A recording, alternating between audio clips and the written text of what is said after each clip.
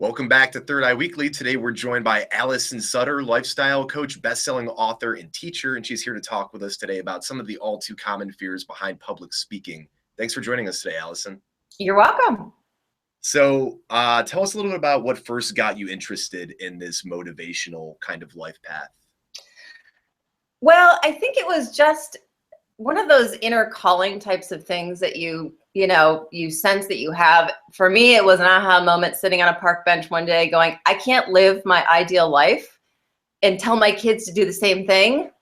I can't tell them to do that if I'm not living it myself, is what I'm trying to say. So I had to step into the things that I wanted to do. And ironically, those were some of the things I feared the most, such as public speaking was one of my biggest fears. So I had to step into that because to be, in a motivational sense and speaking to people, you got to stand in front of them. You got to be yourself and you got to talk. So that's how I ended up there.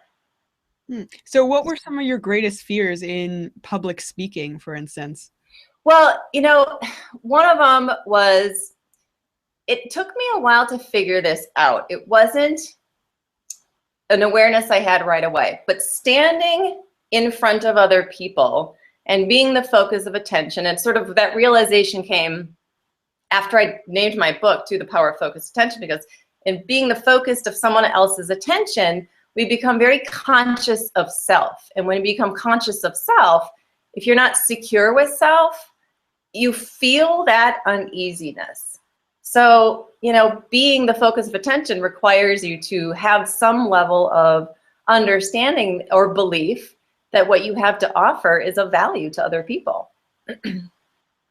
Why do you think so many of us have this kind of crippling self-fear, negative self-image that almost vies against greater fears like death and things that should seem to dwarf that fear? Well, it's conditioning, and it's misunderstanding of who we really are. Conditioning meaning that there's so much training in doing what other people want you to do.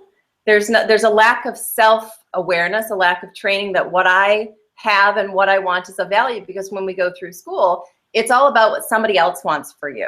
It's what the teacher wants for you. A lot of times it's what your parents want for you.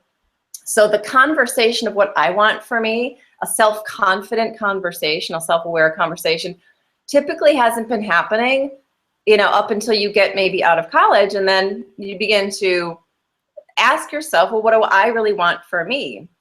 So it's a self-aware conversation. And if you don't have it, then you're not going to be aware of it. So, you gotta begin to have conversations like this and become self-aware and self-confident and questioning, what do I want? What is right for me? So, you gotta have it in conversations like this to a younger audience. So what is this idea of the self? How do we go about cultivating the self? You mentioned a few things of maybe talking to other people about questions that might spur a self-awareness. What are some other ways we cultivate that? Well, listen to your intuition. I mean, spirituality for me has been a big talking about to myself and looking at other teachers about who am I? What is spirituality? Who is the real me? And I believe we're spiritual beings having a physical experience. So you got to flip the premise on its end, and you got to begin to say, well, actually, I'm a spiritual being first and foremost, having a physical experience. That's who I really am, right? I'm this everlasting energy source that goes on, and I inhabit this apartment called the self, this physical self, for as long as I'm here.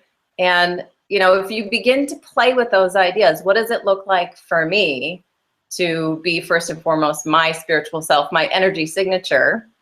What does it look and feel like to me? And that's what it means to be your authentic self, and to match yourself with your message. Because if you know who you are, that purpose comes out when speaking to others. So it's a playground. It's, you got to begin to tap into it and play with it.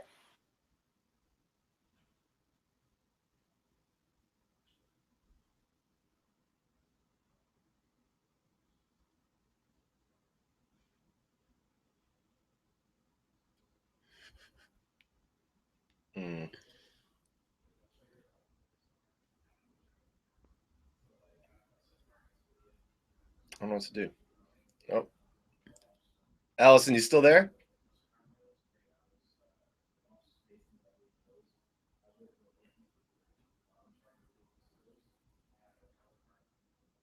I might have to start a new one. Yeah, but what are we gonna do? We already did. What's the interview? Stop it and restart it, and then ask Andy to merge the two. So have it start a new broadcast. If she's not popping up, I mean, I don't know what else to do. Yeah. Okay. So I should stop the broadcast. Yes.